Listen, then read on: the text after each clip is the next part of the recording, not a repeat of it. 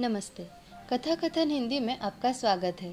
आज हम सुनेंगे त्रिपुरासुर वध की कथा।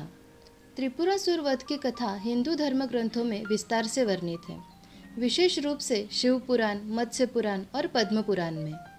यह कथा भगवान शिव के एक महत्वपूर्ण लीला का वर्णन करती है, जिसमें उन्होंने 3 शक्तिशाली असुरों तारकाक्ष, विद्युन्माली और कमलाक्ष, जिन्हें सामूहिक रूप से त्रिपुरासुर कहा जाता था, उनका वध किया था।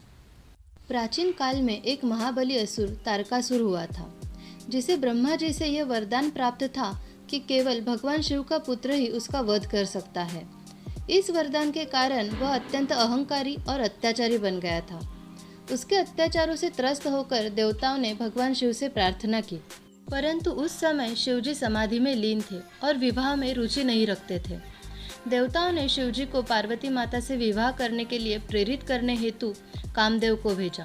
कामदेव ने भगवान शिव की तपस्या भंग करने की प्रयास की, जिससे शिवजी क्रोधित हुए और अपनी तीसरी नेत्र की अग्नि से उसे भस्म कर दिया। बाद में नारद जी की सलाह पर पार्वती माता ने कठोर तपस्या की और भगवान शिव को प्रसन्न कर विवाह किया। उनके पुत्र कार्तिकेय यानी स्कंद का जन्म हुआ, जिन्होंने तारकासुर का वध किया। तारकासुर के 3 पुत्र विद्युन्माली, तारकाक्ष और कमलाक्ष ने अपने पिता की मृत्यु का बदला लेने के लिए घोर तपस्या की। उन्होंने ब्रह्मा जी को प्रसन्न कर अमरता का वरदान मांगा, लेकिन ब्रह्मा जी ने यह वरदान देने से मना कर दिया। ब्रह्मा जी ने अमरता का वरदान नहीं दिया तो त्रिपुरासुर ने ऐसा वरदान मांगा कि उसकी मृत्यु लगभग असंभव हो जाए। त्रिपुरासुर को वरदान मिला कि तीनों अभिजीत नक्षत्र में एक पंक्ति में हो और कोई उन्हें एक ही बाण से मारे तभी उसकी मृत्यु होगी। इस वरदान के मिलते ही त्रिपुरासुर अत्यंत शक्तिशाली और अहंकारी हो गए। उन्होंने तीनों लोकों में आतंक फैलाना शुरू कर दिया। वे देवताओं को पराजित कर स्वर्ग पर शासन करने लगे।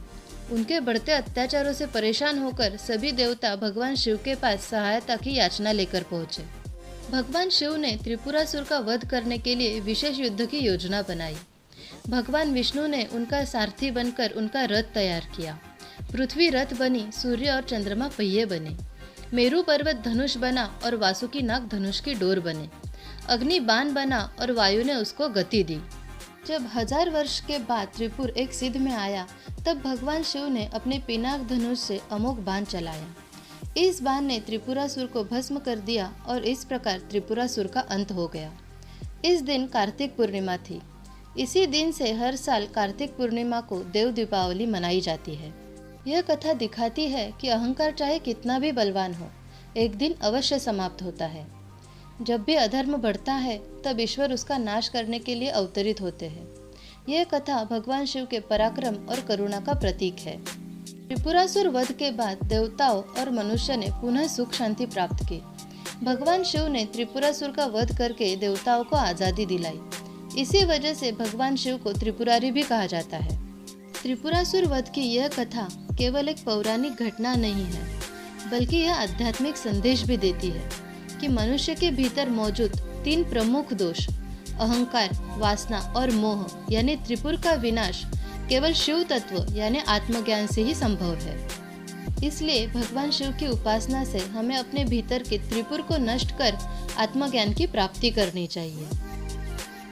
ऐसे ही बोधपर और रोचक कहानियाँ सुनने के लिए कथा कथन हिंदी को जरूर सब्सक्राइब करें। धन्यवाद।